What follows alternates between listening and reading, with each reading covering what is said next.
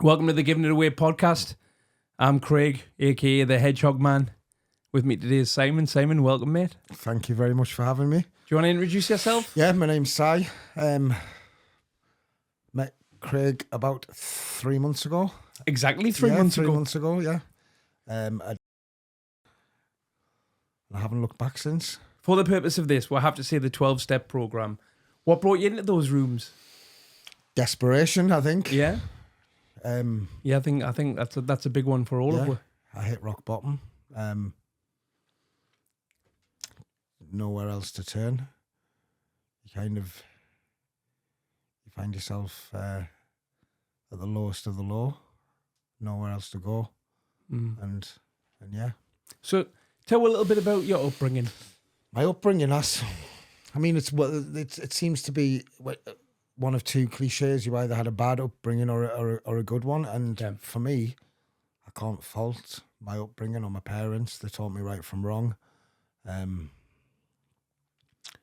had everything that I needed growing up. I had two sisters at home. Our house was full of love. I don't really have any bad memories of being a child at all. My mum and dad always wanted to better themselves and, better our lives, and they did. I was born in Killingworth on a council estate, and when I was maybe 9, I think we moved to the coast to Whitley Bay. Mm-hmm. My mum and dad had always worked, and I don't have any bad memories, like I say. Cool. How were you at school? Could have done better. Kind of a bit of a clown in the classroom. Yeah, I can relate to that. Absolutely. Looking back now, I suppose you'd think, I wish I'd done things a little bit differently, but I did all right in my exams. I kind of thrive off knowledge and information these days, and I love learning, and I kind of maybe I should have done that at school a little bit more. But I've got good memories of school as well. Mm-hmm. Don't have any bad memories, no. So what was your first job? My first job was a paper round for Harry the Bastard on Ilfracombe Gardens. Harry the Bastard. Harry the Bastard. He was an Irish fella who had a paper shop. And I used to go in the morning before school and deliver the papers for him. And then I got a job while I was still at school for Gavin Tyree, the milkman. Right. And he used to go around on a Friday night collecting the milk money with a little leather satchel. And then I got a job at Tynemouth roller rink when I was still there for Norma and Wilf. I think I got 80 pence an hour, and I did the school holidays. I can remember that. It burned down, didn't it? Yeah, it did. Yeah. I think I've only ever been twice when I was a kid, but... Well, I used to work in the change box upstairs for the arcades. Yeah. So I had all of these games there, and Golden Axe and everything, or I worked downstairs in the roller rink. But it was a summer holiday job, 80 pence an hour, and I think I got a taste for working then. Definitely that one. I could go to school with a £5 or a £10 in my wallet, and my mates were like, scrimping around for pennies and that, and I've worked all my life. I've never really been out of work. So when you left school, what was your first full-time job? Well, when I was still at school, my dad got me a job at his mate's bingo behind the bar. I was in Heaton, and I worked there for a few years. I think from being 15 to 18. So I was still at school, and I'd used to go to this job after school, and I'd work behind the bar. I shouldn't have. Yeah, because I was too young, but and that I did sort of 4 or 5 nights a week there. I did weekends. Did you used to drink in that time period? When was the first time you had a drink? First time I had a drink, not really. I've never ever been a drinker. Right.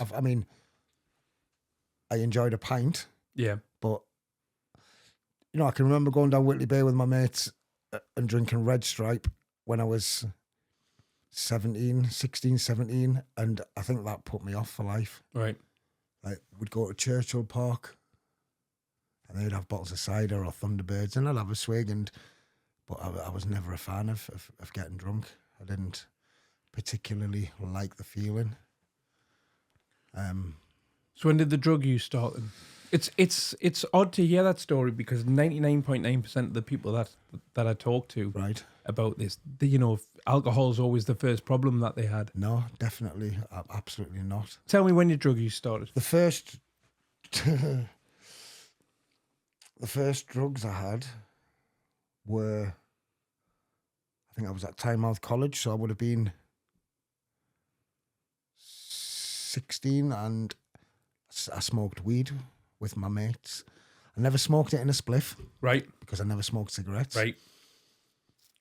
So I'd smoke like bongs. I'd make bongs. Right. I'd go to the hardware shop. Oh, like not just out of a can of pop. No. These were like big things, and I'd buy a bit of drain pipe. There's a bit of woodwork involved in it. Drill a hole in it, seal it with sealants. I'd spray them, and I'd hide them in the garage where I lived. My mum and dad upstairs, obviously, but that's my first memory of drugs. I could have a bong and I could go upstairs and get in bed, and at first you kind of hallucinate it, off it. You'd close your eyes, and I wasn't escaping from anything. I just enjoyed the feeling. Yeah. And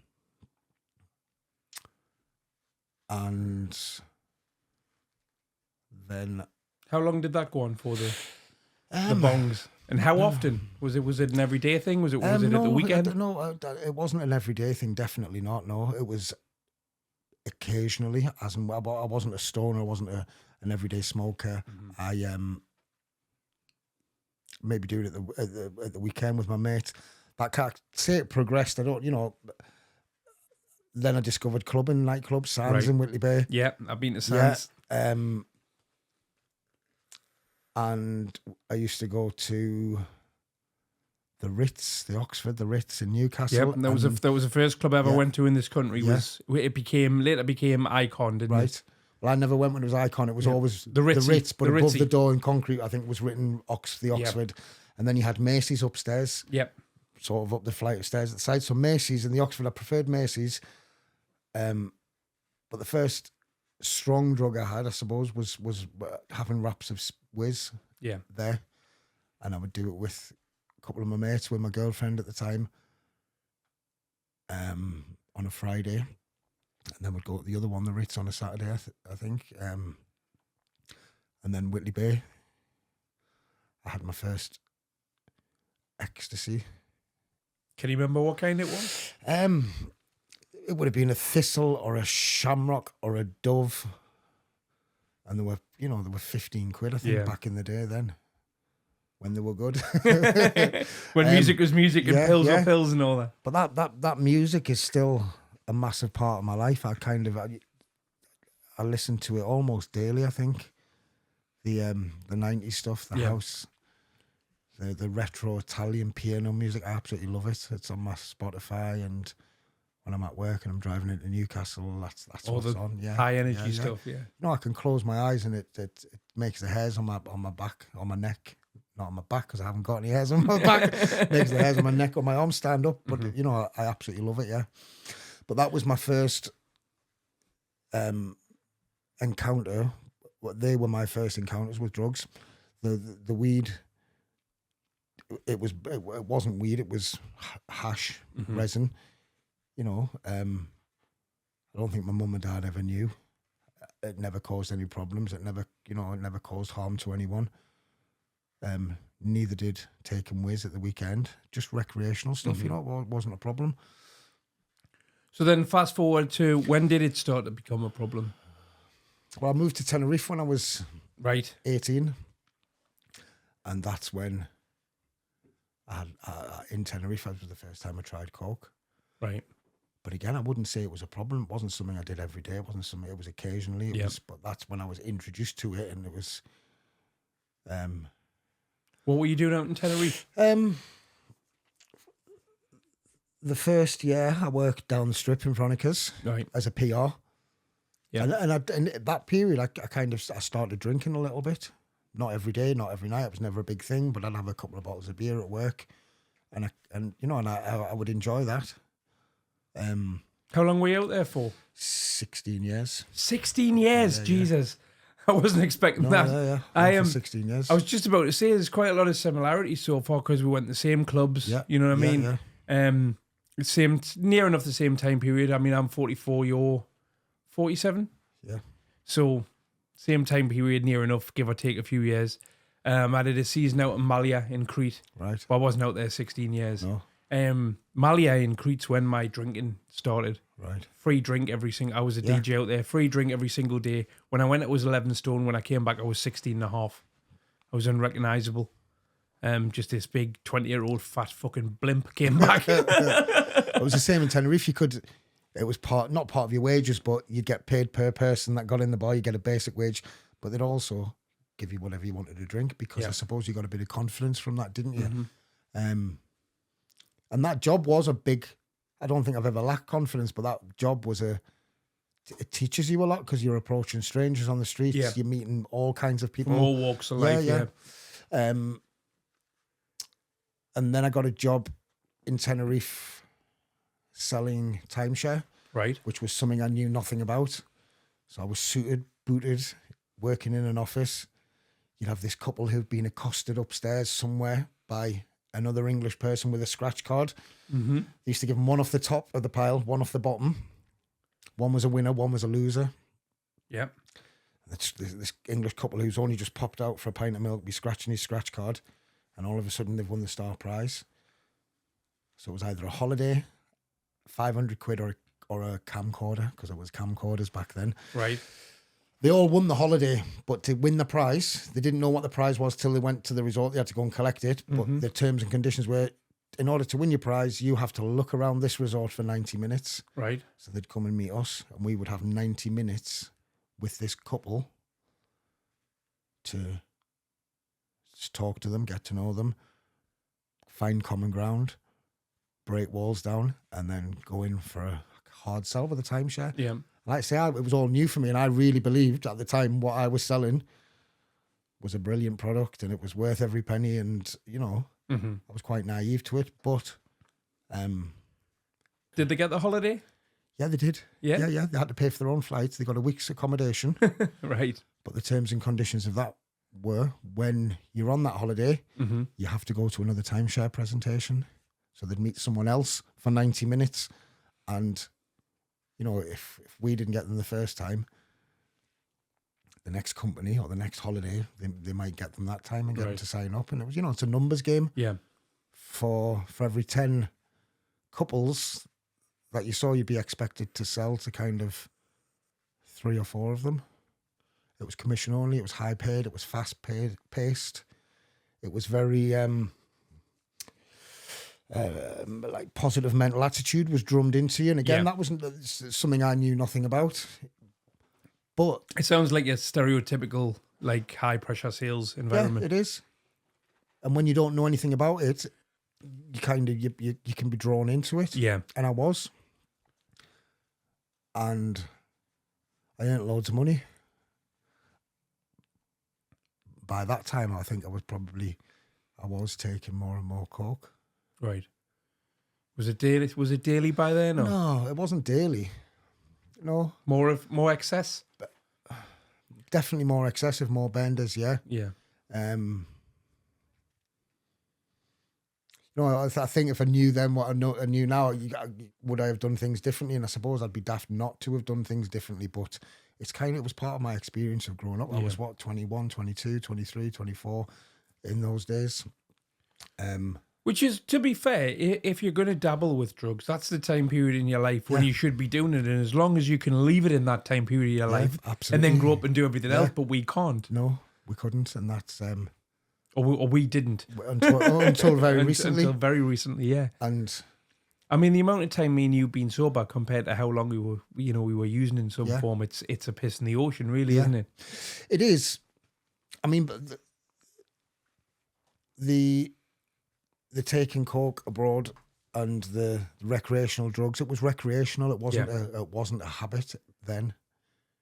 you know, more recently I have had a horrible habit, which is what brought me to to the 12-step program.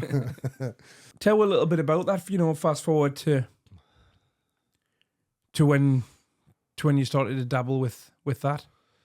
So my drug of choice for 4 years was crack cocaine, which is something, I never ever in a million years imagined that I would end up in that place taking that, because it's, it has its stigmas. It's he's a crackhead. It's not, while cocaine can be socially acceptable to some people, crack isn't to anybody. No, it's not, unless you're a crackhead.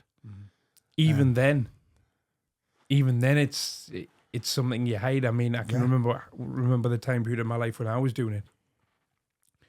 Some dealer dropped a packet off for us, and I started in mine, and I was rocking it up in the kitchen, and he left in absolute disgust because he's a fucking dealer. Do you know what I mean? Like you're selling poison to us, and because I want to add a little bit of biocarb to it and put it on a spoon, Purify I was the devil. Yeah. What's that, drug dealer with morals? Then is it? It must be. So, I mean, going back to Tenerife, because towards the end in Tenerife, the cocaine did get a grip of me. Right. On a daily basis. I did the timeshare, and then I worked for an estate agent for the same company. That the time we stopped doing the timeshare, the boss, because they were introducing new laws to stop it, and it was getting a bad press, and so he opened up an estate agents. And I worked for him for another 6-7 years.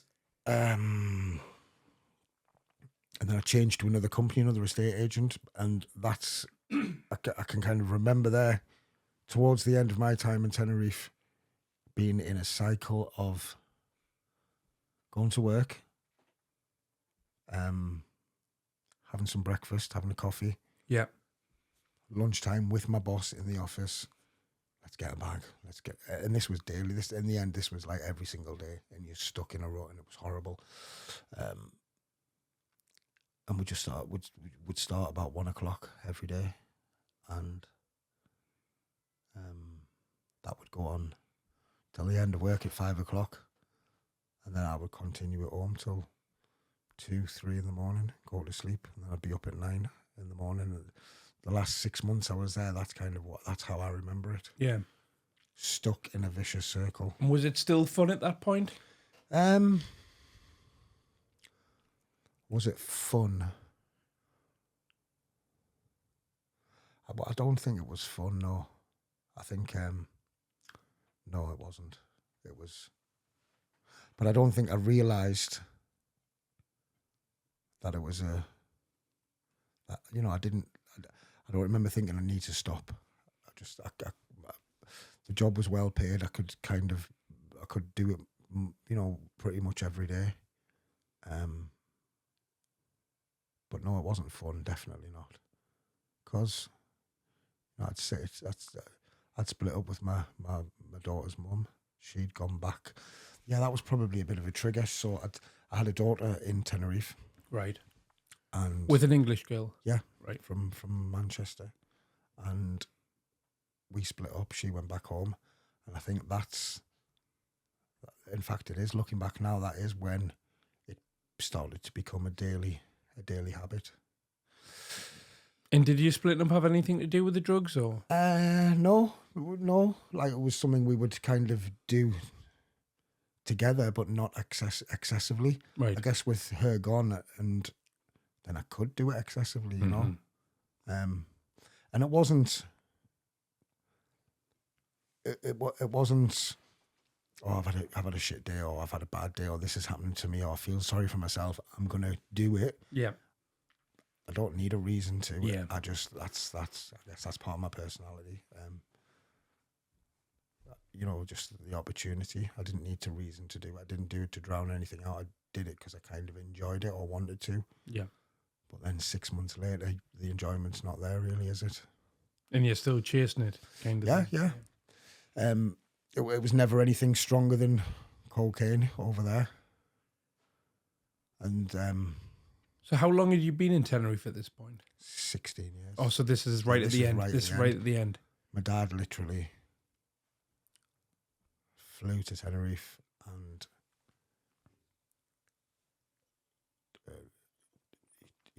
what did he do? He took me to his in Spain. My dad lives in Spain. Right. And he, as I remember, he kind of literally took me away from Tenerife, and I left. And he knew what was. When he got there, he didn't know what was going on. Mm-hmm. But when he got there, he saw what was going on, or found out what was going on, and he literally put me on a plane to Spain with him. And then 6 weeks later, I think it was, he put me on a plane to England to my ex. And then and then it stopped. Right. Then there was a big gap, I wasn't. I didn't Stop because you wanted to stop, or just stop because your surroundings had changed? There's been time periods in my life when I've stopped using, but it's because I'm somewhere where I would have to go out and seek drugs to find them, you know what I mean? Seek new people to get them off and stuff like that. So I've just kind of stopped and thought I don't want to do it anymore. But the second it's there in the room, I'm like, give us some of that. Do you know what I mean? Yeah, I mean, it stopped when I went to my dad's. Right. Maybe because I didn't have the opportunity to do it. And talking honestly, not so much because I wanted to, Mm-hmm. more because I couldn't. Yeah. But then I wasn't sat there wanting to do it either. Yeah. Yeah, I know what you mean. And then I moved back to the UK, and again it wasn't there. It wasn't something I felt that I needed to do or wanted to do. And the opportunity wasn't there. So maybe it's a combination of those three things. Had someone presented me with it and said, do you want some of this? Absolutely. I'd have gone, yeah, man, definitely. So whereabouts in the UK were you at this point? In just south of Manchester, in Stockport. So I'm a kind of I got back with my daughter's mum. Mm-hmm. Got a job. Got married, which lasted weeks. Right. Which I shouldn't have got married, but we did. And then we split up. And we never got back together. Right. So did you stay in Manchester? Yeah, I moved to Wilmslow. There were no drugs there. I got a job working for a couple of guys. They had a garage. Right. A pitch with 11 cars on. And I don't know how I met them, but I met one of them one day. I think I'd responded to a car that was for sale. Maybe he was a Geordie guy. And he said, yeah, come down. And he had this garage. It had space for 11 cars. There were 2 cars on the pitch. Mm-hmm. And he said he was looking for some, we got talking, and he was looking for someone to sell cars for him. And I started working there. I think I was getting like 100, 150 quid for every car I sold. And I built that business up over a period of time. It was all new to me. Yep. But the salesman in me from Tenerife, like, I loved it. That was a kind of addiction. The whether I'm selling a car for £1,000 or you're selling a timeshare for £7,000, that feeling where you get someone's credit card or they pay, that's a buzz as well. And I loved it. I thrived off it. The timeshare, people would, when you sold a timeshare to someone, like some of them get buyer's remorse afterwards and like, oh my God, what have I done? Others are like, I only popped out for a pint of milk and I've just spent $7,000, and that was a buzz for me. So yeah, the garage, I stayed there. There were no drugs in my life. I kind of, I suppose, I conformed to the way people should live. built that business up with him and ended up having an argument about something or leaving. And there weren't really, there were no drugs in my life then. I smoked a bit of weed, but I wasn't a morning, noon and night person, you know. It was kind of occasionally in the evenings. But, you know, it wasn't an issue. It was just recreational. And my first encounter with crack was not long after that. I met someone, I smoked it with him for maybe a week and a half. And it was brilliant, I loved it. But then I didn't smoke it again for maybe 10 years. No, Wow. 10 years, would I say? No, about 7 years. Didn't think about it, didn't encounter it. Wasn't an issue. So fast forward a few years, all these 7 years, and I was at work, and this driver came in, and he and I spoke to him, and then he came in a week later. It was a guy who used to drive the lorries to the place that I worked at, and I think I was under the impression he'd said something along the lines of, "Can I go and have a line somewhere?" And I'd said, "Yeah, go upstairs in the office and do it." And he went up, and it wasn't a line; it was crack. Right. I was like, "Oh, I remember that. I've had that before." And I tried it with him, and I got the number off the guy. I got a number off him for someone who sold it, and that was the start of like the downward spiral that happened over the next 4 years. Woo. Yeah, it was that incident that day. You've got a bit of toilet roll stuff, yeah. However, Yeah. Up a bit. oh yeah, thank you. It's there now. That day was the start of the madness. Yeah, the chaos, the you know, something that I wouldn't wish upon my worst enemy. Yeah. Do you want to go through some of it with me? Yeah, of course. Well, I mean, it started off. I'd have it maybe once a week on a Saturday when my girlfriend went out. So just by yourself as well? Yeah. I was always by myself. And I wouldn't think about it between Sunday and Friday. And that went on for quite a while, you know, months. And then it was, I'll just get one on Tuesday. You know, I used to save up. I used to save up a little bit of money to keep for the weekend. So, I mean, if you come to the end, you've got a crackhead, can't keep 100 quid in their pockets and they think, well, I'll keep that for Saturday because they're going to spend it there and then. But in the beginning, like you can't, because you're in control of it. It's not in control of you. Yeah. And it's like a set of scales. So in the beginning, I was in control. You know, I could have it on a Saturday. I could keep my money that I was going to spend on it till Saturday, till I had that opportunity to binge on it for a night when no one was around. But then it becomes a Tuesday. I'll just get one on a Tuesday. And then I'll just get one on a Thursday as well. And those gaps become closer and closer.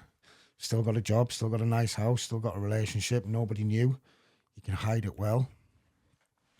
Or you can hide it.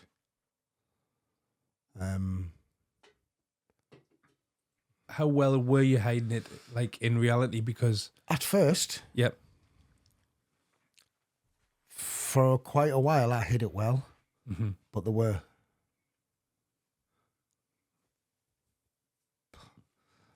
I hid it well.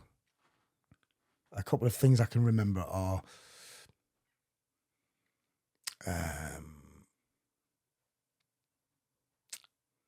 so my girlfriend at the time, one of the alarm bells for her, but that I blagged and lied about, she found a crack pipe. Right. But that weekend, we'd had friends over, Mm-hmm. and we'd had pills, all of us together. So at some point in that night, I'd gone and had a bit of crack. Yep. So I just said, I smoked it with the guy who, I did actually smoke it with the guy who was there that weekend. Right. And I said to my girlfriend at the time, oh yeah, we smoked a pill or something like that, you know, and Yeah. she didn't associate that with being crack.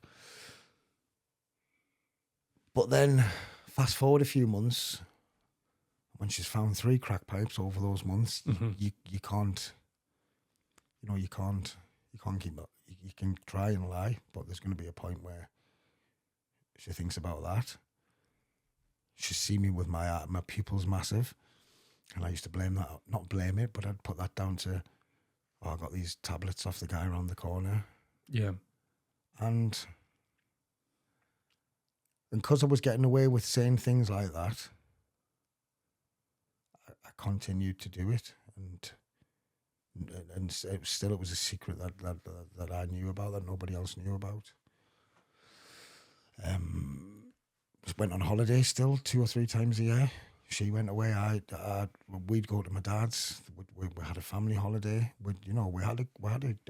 I went to work every week. She was at work, and we had the perfect life. Like I had it with her. If you take before taking the crack away, like my life was pretty perfect.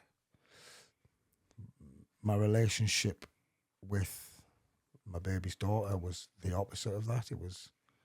She was abusive and controlling and physical and violent, and like meeting the girlfriend who I've been talking about, not my baby's daughter, was so refreshing and so nice and calm, and there were no arguments, there was no raised voices. We didn't have an argument for years about anything. And she didn't deserve all these things that had come at this point are now going to come her way because of my addiction and the selfishness and the way it takes over you, and it takes over your brain, and it takes your morals away, and it's just the worst thing. It's a horrible situation to be in. And like I say, it's like a set of scales, and it creeps up on you, and the balance one day tips, and that becomes the most important thing. It becomes more important than your family, than any of your priorities as far as bills go. And like I said before, I wouldn't wish it on anyone. It's a shit experience. So once the scales tipped, then what? Then what was it like? Chaos, absolute chaos. Lies, deceit. So you were still in a relationship at this point? Yeah, I was still in a relationship. Right. I blagged it. I could say blagged it. She stood by me. She would never accept it. She always said, I will never accept you. I will never allow you to smoke crack. I will never accept that you smoke crack. Mm-hmm. But I would, I'm going to stop. It will stop. It has stopped. And it was just a cycle of pretending it had stopped, but it hadn't.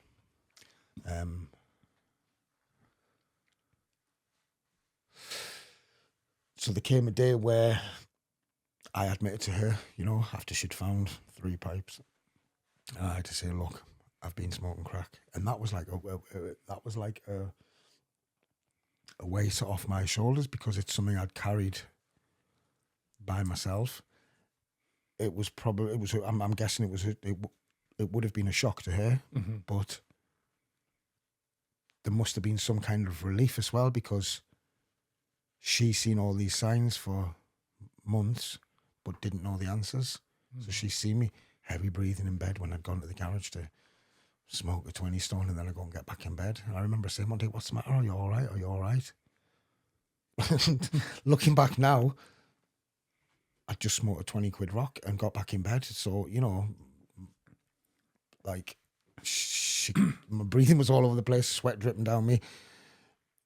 I was all right, but I wasn't, you know. But Yeah. she noticed on that, and you know, I don't know what I said then, but all of these things all must have been popping up in her head over time, you know. And it's cruel. It's absolutely cruel what I did, to keep denying it and to keep lying about it, and to make her doubt. To make her doubt everything, really, what's going on, until the day that I finally said, look, I've been smoking crack. And then, oh, well, that all makes sense now to her. Mm-hmm. How much money were you spending on it at that point? At that point, not too much, but not enough to. I still paid all my bills. We're still going away. We could still, if we wanted to go out the weekend, you know, it wasn't daily then by any means. It was it was still mainly a weekend bender thing. Right. But also what I can say is I kind of withdrew from social activities. So whereas in the beginning of our 10-year relationship, we'd go to the pub together, I'd do karaoke, we'd go out with a family, her family down there. Yeah. As the drug takes over, I kind of withdraw, but then I would start looking for excuses to not go out, or I'm going to stay at home. But the reason was, it was so that I could sit and do that. You know, that would give me time and space to smoke crack. And I'd spend 100 quid, you know, if I'd buy 100 quid's worth on a Friday or Saturday night. And it was never in the daytime. I never did it at work. It was something that would be done when she was out of the house. Mm-hmm. And occasionally, a quick little blast on a Tuesday, a quick little blast on a Thursday. And I kind of kept it at that, maintained that for quite a while. But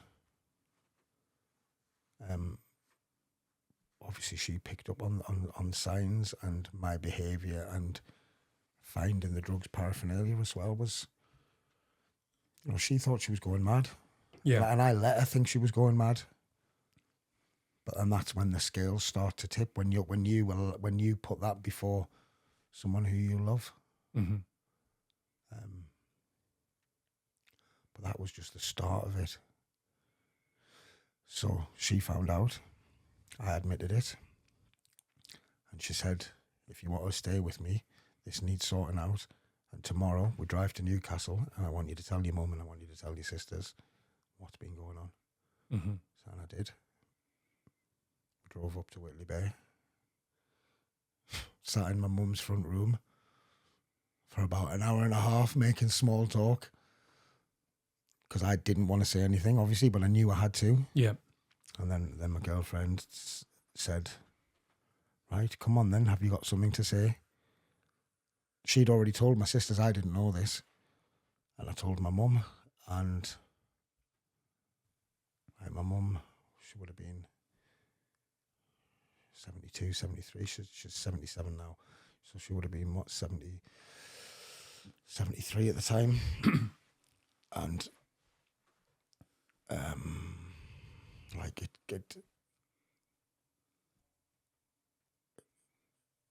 it must have been so horrible for her to hear, and she was upset, and it felt like a weight off my shoulders. Being a a woman from Whitley Bay in her 70s, was she fully aware of the extent of what crack was?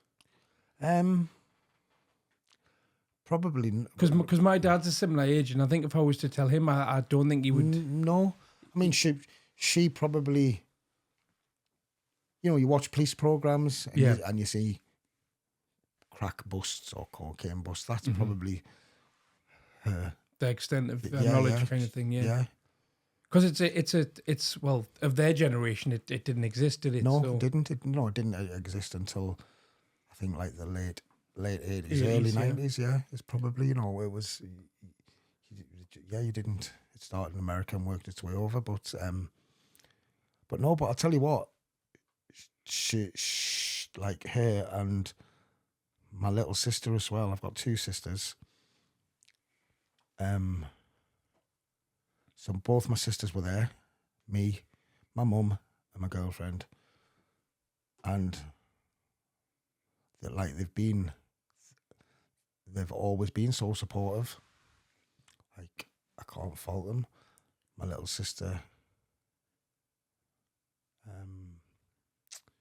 recognises it as an illness, and I don't think many people do. No, yeah. But she did, and she used those words herself. And they've obviously gone away and read up on it, but yeah, you know, and my mum as well, and all they've ever done was support me. But from that day, I went back, you know, the next day I went back to Manchester, or the same day we drove back. And yeah, everybody knew, and it felt like a weight off my shoulders that I wasn't carrying this secret around anymore. Because as much as you enjoy, or as much as I enjoyed smoking it and wanted to and did smoke it, it does take a toll on you psychologically when you're telling lies about things, and you know you're hurting people, and it builds up. So to be able to openly admit, yeah, this is what I've been doing, this is what I've become. That was a kind of relief, but not enough for me to stop, because it's like I went back to Manchester, and it was like, looking back now, I think that bought me some more time, right? You know, because I could say, yeah, I'm going to get clean, I'm going to this. And I knew nothing about any 12-step programs. And I kept buying it, and I kept taking it. And if a bit of evidence or paraphernalia was found, I'd blag it or deny it. But you can only do that so many times. And then the Tuesday and the Thursday and the Saturday, slowly but surely over time, still while I'm working, still while I've got a job, but now the scales are tipping, and you start putting that first before everything, before people, before bills, before priorities, and that's when it takes your morals, and it steals you from within inside. I hated who I become. I was aware of it, but towards the end, I couldn't stop. As much as I wanted to, you can't.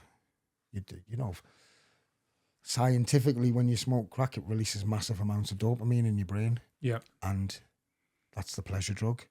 So you no longer. Whereas in the past, right, let's book a holiday, let's go for a drink on Friday, let's go for a meal on Saturday. All of those things release dopamine when you think about, and it gives you something to look forward to, and I want to do that. But when your brain stops making dopamine, because it's getting it synthetically from crack, or massive amounts of it from crack, that's when, and I understand, that's when your priorities change, because you don't look forward to anything, you're not interested in anything else. You let go of your appearance, you don't care about that. You kind of, it's a shit drug, man.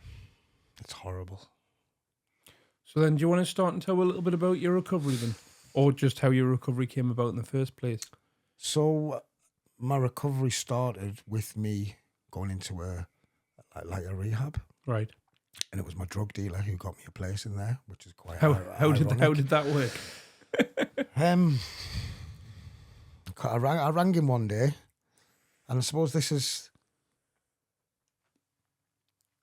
where where it got to the point where the job that I had at the time. There seems to be a lot of drug dealers with morals in this story. Yeah. Well, he's definitely number two. The job that I had was the kind of job where I'll say what I did. I was a scrap man, yeah. So I had my own van, and I could go to work in the mornings with an empty van, and I could come back at 3, 4, 2, 1, depending on how lucky you get, with between 150 and 400 quid's worth of scrap on that van every day. You go to the scrapyard, you get it in your bank. But I used to sell a lot of the things. I used to sell all my bikes. I used to go to the African exporters. I used to sell all the fridges. I used to sell the washing machines to second-hand shops who take parts off them. So pretty much every day during this period of my life, almost every day, there was someone who would come to my house. I had a massive garden, and I'd have like 30, 40 bikes lined up. Mm-hmm. Or I'd have 6 washing machines, or I'd have things on Gumtree, things on eBay. And I used to sell a lot of it. You know, you've heard one man's junk is another man's treasure. Yeah. You know, some of the touches we got doing scrap were unbelievable. Like $3.5 grand worth of copper given to you by someone. A car given to you, just get rid of it. We just want rid of it. We don't want any money for it. Bikes that you can sell for, 20, 30, 40, 50, 60, 100 quid. Mm-hmm. Lawnmowers, petrol. I had buyers for everything, and it was literally just the shit metal that we used to take to the scrapyard. So it was easy at that point to cream money off my wages. So if I earned 200 quid, I've only earned 100 quid today, I'd say, which was good enough to get the bills paid and to put some money into a pot or whatever, but it was also enough to pay for my habit. And so I was spending now at this point more and more money. How much money a week do you reckon at the worst you were doing on crack? Do you not even want to think about it?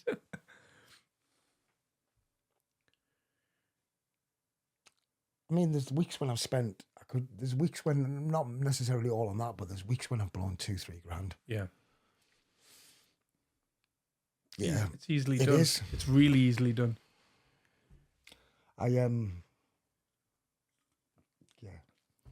Let's not go into that, but there's, on more than one occasion, that's happened. And so you rang your dealer, and his words were, "Bloody hell, sir, you're hammering it. You need rehab or something."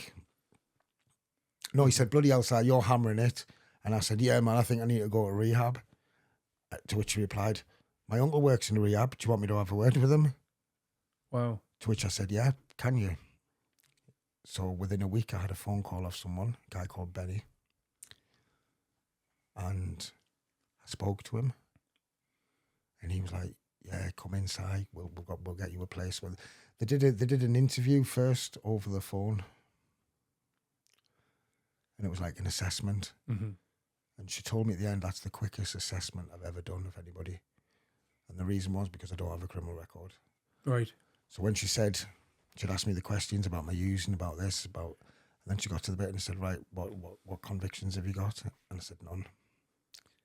And she laughed and went, "No, come on, like, you must have, what convictions have you?" And she said, "I've never done this with anyone who didn't have a criminal record." And and again, that can go back to my upbringing. My mum and dad, they told me right from wrong.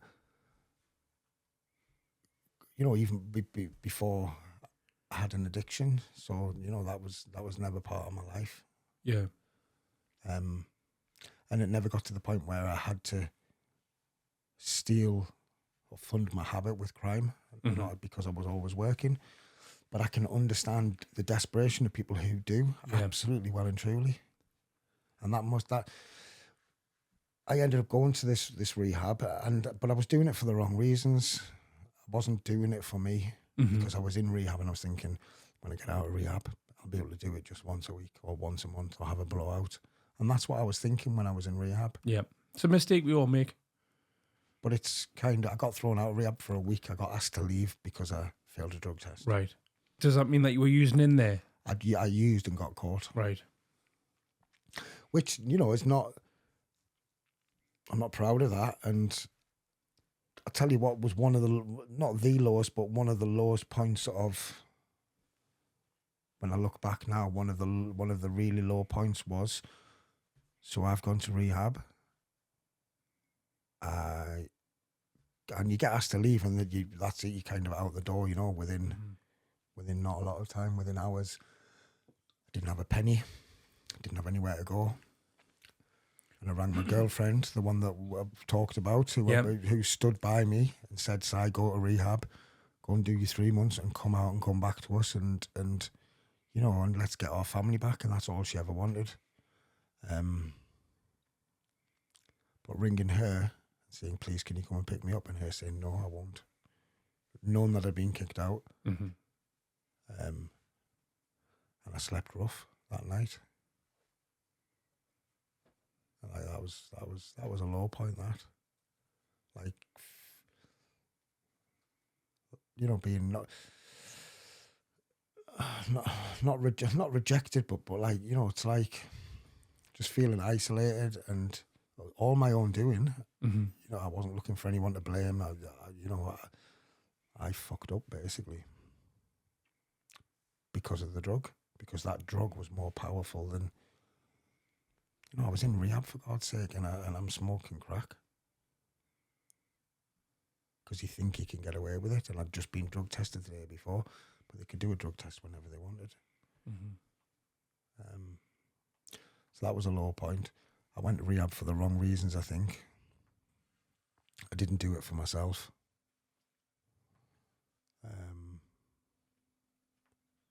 And then I came out of rehab. I went back, so I got thrown out for the week.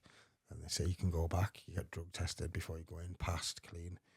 And then I'm back in rehab. Everyone's happy again. But then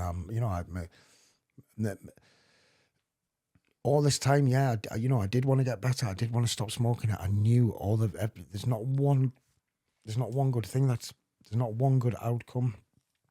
That when you're that far, when you're that deep in with crack, there's not one good outcome.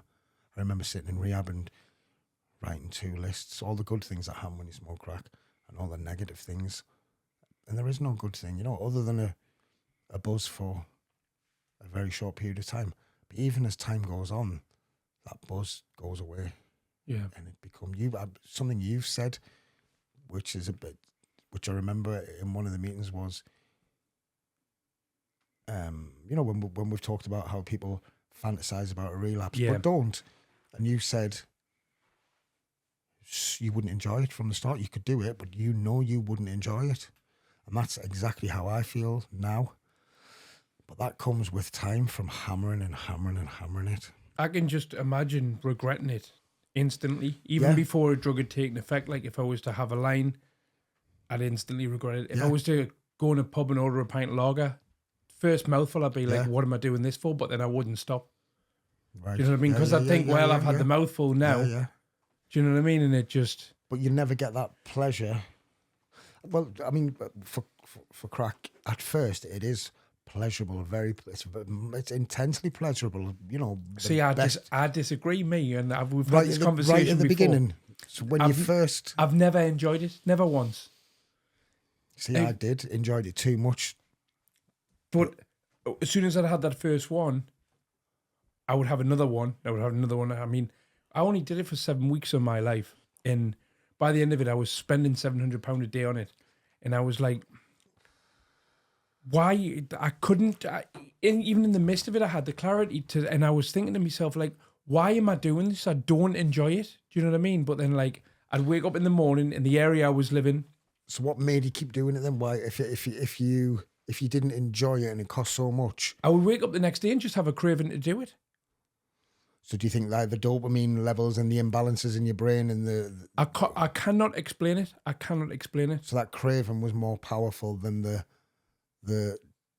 like you disliking the lack of enjoyment. Every morning or every afternoon or whenever it is that in the day when I would wake up, first thing in the morning on my body clock's morning, for some reason it would feel like it's a good idea again. And one of the conversations that me and you've had is I remember saying to you once, like not in a meeting, but not when the meeting's in session. Yeah. Afterwards, it's like you're one of the first people I've ever met that really, really, really enjoys crack. Do you know what I mean? Or enjoyed it, kind of. I did, yeah.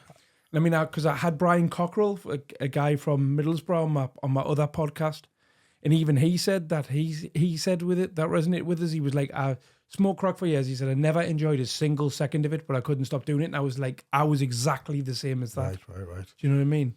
But I've not really been around that many people that have done it, because when I was doing it with one person. Yeah. And it was quite a hidden thing. Well, it was a very hidden thing. Yeah, well, I definitely did enjoy it, and that's why I kept doing it. You know, when people say, "Oh, I've got an addictive personality," I went through I've always been greedy when it came to drugs, or I'm greedy when it comes to a packet of biscuits. I can get a pint of milk and a packet of biscuits, and I won't stop until that last biscuit's gone, or a bar of chocolate, or a packet of sweets. I can't, and it's been the same with drugs, I suppose. Excessive in things that I do. So to bring me back to your story, so you're in rehab after being thrown out for the first time. You've got back in, and then what's happened? I stayed in rehab for however many more weeks. I did we didn't do steps in there. They had a different program called Achieve, right, which was good. They talk about, you know, I always, you hear people say there's a reason why we are the way we are. Yeah. Addicts. And I was in rehab, and I remember going back to when I first went into rehab and my first Achieve meeting. I'm sat there with these people I don't know, and I felt like I didn't deserve to be there. Right. Because there was a girl there who had smoked crack, had injected heroin, had a shit upbringing, had been on the streets, had been a prostitute, had been abused, and none of those things applied to me. Yeah. And then there's another guy there who smoked crack, whose mum had died a few years ago, who'd lived on the streets, who'd ended up setting himself on fire.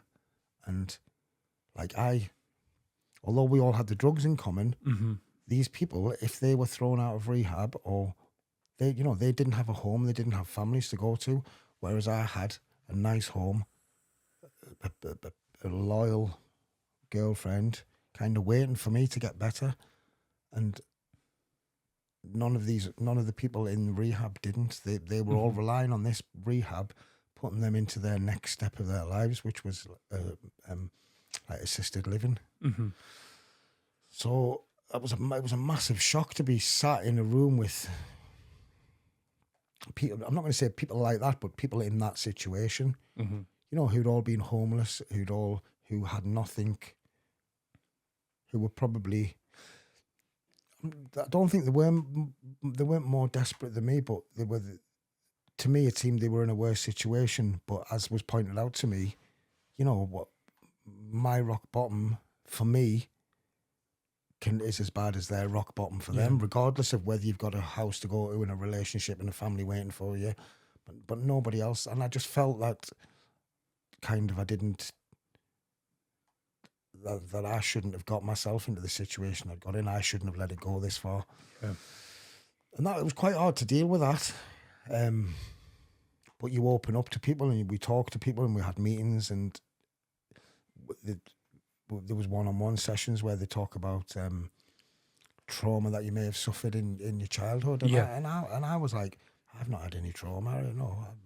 But when they delve into things, then you kind of learn that you have had things that are traumatic in your childhood and in your teenage years and growing up, and it's and as an adult as well. But I don't. Did those events? Did those things lead to? Is that what makes us an addict? I don't know. I think a lot of people can blame it. You know, people who at 14 left home and were on the streets or were sofa surfing and got involved in drugs at that age, then, you know, maybe it's easy for them to blame it on a trauma or a shit upbringing. And maybe it is that is the reason, or it's a contributing factor. I don't know, but I just kind of felt that it kind of didn't apply to me as such, and I just put it down to me always being a thrill seeker, always wanting more, always wanting to push boundaries, always wanting to like be excessive in things that I did as far as drugs go. So did you complete that rehab? I left about 2 weeks before I completed it. They allowed me to go home for a weekend, and I went home for a weekend. Mm-hmm. And I didn't really want to go back to rehab after that. Right. And in my head, I thought I was fixed and I was going to not take it. That second stint in rehab after the week. So then what happened? Back into that. Yeah, I'm better, but I'm not really. And back into that downward spiral. But this time I went even further down. Mm-hmm. And I went missing for days. These just on more than one occasion. I didn't go missing. I just went on a bender for days. Didn't answer my phone to anyone. My mum's and my sister are upset and are in bits, and the police are looking for me. And that's the drug taking away your morals again. And, you don't care. You put that drug first. Mm-hmm. And I know, like I say, the way I was brought up, and, that is not the right thing to do. But when you're on that drug, when you pick up that drug, that's it, man. You're powerless. We've talked about powerless today. You are powerless to that drug. That holds the. So how did you get clean? So came out of rehab, blagged it for another 2 years maybe. Right. Stayed with my partner. Still had a job. Still earned money. But now, some bills weren't getting paid, and the holidays, we didn't, always have enough money for that. And my priorities had changed, whereas I was prioritizing that drug. Mm-hmm. Towards the end of that cycle, it was where I was using on a daily basis. As soon as she went to work, I was on the phone. And I knew, like you say, it's shit. Yeah, I know it's shit, and it was shit, but I still did it.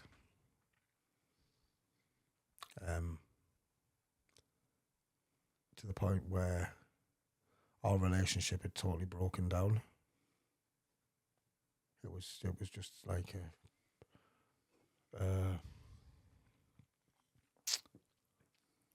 no, she didn't want me there. I didn't want to be there the way I was, but we were kind of stuck in a rut kind of thing. She tried to get rid of me plenty of times, and I think at that point the love was diminishing, and I don't blame her for hating me or for not wanting to be. Who would want to be with a crackhead? Yeah. Nobody. I put her through so much shit, and the kids. And the start of my recovery was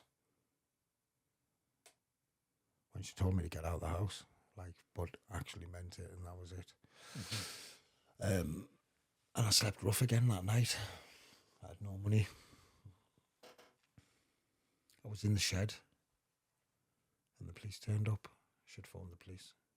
Right. The police said, "You need to leave here. You need to get out of the shed." And that was, and that, the reality. I had nowhere to go. Mm-hmm. I had no money. I'd probably just spent 20 quid on crack though. Yep.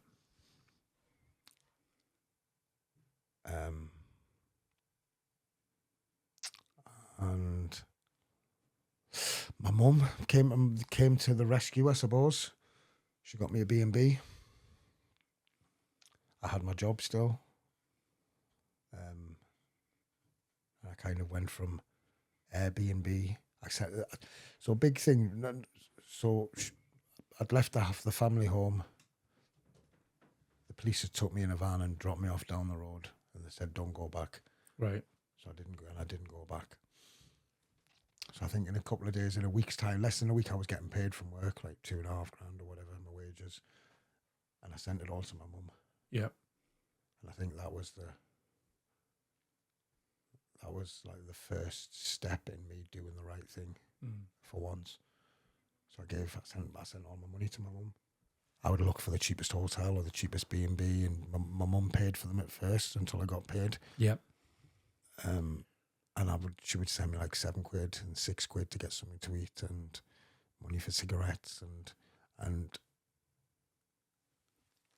I stopped smoking crack briefly. Mm-hmm. I was probably I was probably there a month, so still in Manchester for that last month, between hotels, Airbnbs, my mate's house. I stayed out there, and the consumption of crack dramatically dropped. Right. You know, to almost nothing.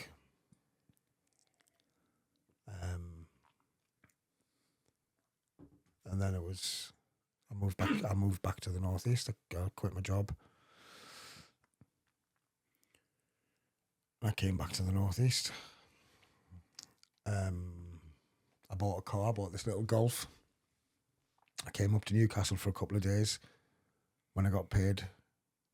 So no, I stayed in the B&Bs. I quit my job. I came up to Newcastle. I stayed at my mum's for maybe 5 or 6 days, and then I got paid again. So it was a month later. I bought a little Golf that I've got, and I drove back down to Manchester.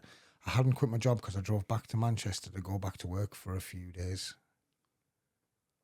if I remember rightly. And anyway, I then made the decision that I was quitting my job. I wasn't going to stay in Manchester, and I was going to come back to the northeast. And my mum, I still had my wages. I'd given my mum my wages again. So that was to stop the trigger of me having money. Yeah. So as I'm leaving Manchester for the last time, I said to my mum, I phoned her and I said, right, Mum, can you send me 40 quid for petrol for my car? So that I can get back to Newcastle. So I had 40 quid and I'm leaving Manchester. And I sat in my car for about 2.5 hours and I cried. And I didn't want to leave the place where I could buy my crack from. Like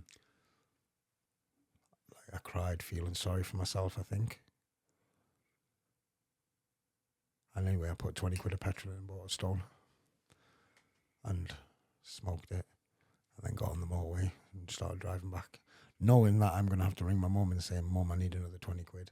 And I just said, Mum, I've spent 20 quid on crack. Before I left, I need you to send me 20 quid. And she went, okay. She knew I'd left where I was, and I was all halfway home. So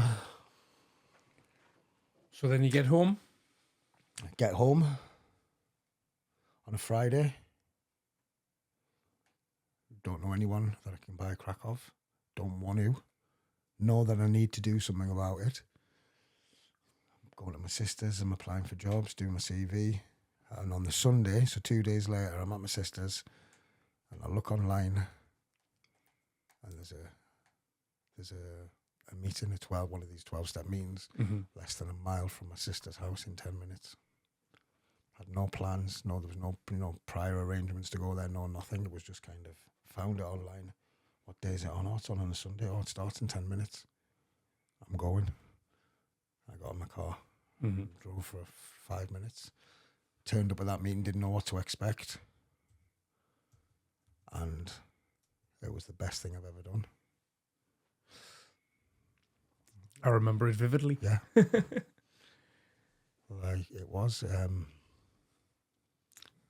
Just hearing other people who'd been in a similar situation, regardless of what the drug was, with an addiction, but also like the power of seeing people sat there, who's got more than a year's clean time, and seeing those people put their hands up and listening to stories and taking a little bit from this, and I can relate to that. And I did 5 meetings a day. No, I didn't. 5 meetings a day? Well, no. I did 5 meetings a week. Yep. For at least a month. And I didn't really miss any at all. But that's what I needed to do. Nothing had worked for me before. I realised the greatest gift that my girlfriend had given me was throw me out, because that's... Would I have done this by myself? Probably not, no. That was your rock bottom. That was my last rock bottom. I've had rock bottoms. I didn't get up one Christmas Day. I spent $3,000 in a month on it. I worked, I got paid $3,000, I spent it all. Didn't contribute towards Christmas. That was a rock bottom. Didn't get out of bed, didn't go and have Christmas dinner with anyone. Mm-hmm. That was a rock bottom. You know, I've never ever done that in my life. I love Christmas. I love buying gifts. I love getting gifts. I love family time. I love making it about the kids. But again, this shitty, horrible drug takes over everything in your brain. Mm-hmm. Everything goes out the windows. Your choices. It doesn't give you the freedom to make those choices. It makes it for you. And that's why it's such an evil drug, man. It takes you to such a horrible place. So you're 90 days clean this week? And I'm 90 days clean this week, yeah. Well done, mate. Which is, more than I did when I was in rehab. I've never, like we said before, I'm 47 years old. Mm-hmm. I got to 43 without, being, I would use recreational drugs. But, this affiliation with crack has only been the last 4 years. And my mum used to say to me, obviously she doesn't know, I don't think she knows half the stuff I've talked about before this. Yeah. She will now if she watches this. But I've got nothing to hide. I'm not ashamed of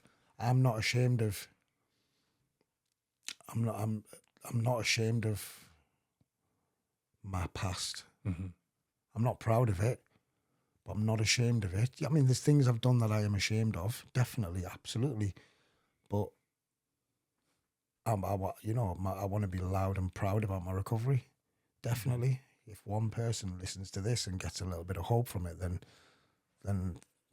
I feel like that's a good thing, and that's good enough for me.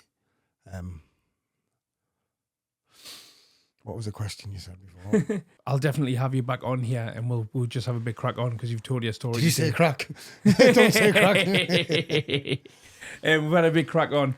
No, sorry, you'll have to come back on, and we'll get a few more in. We'll just sit and have a crack on one week. But just before we wrap this up, is there anything else that you'd like to add? Yeah, I guess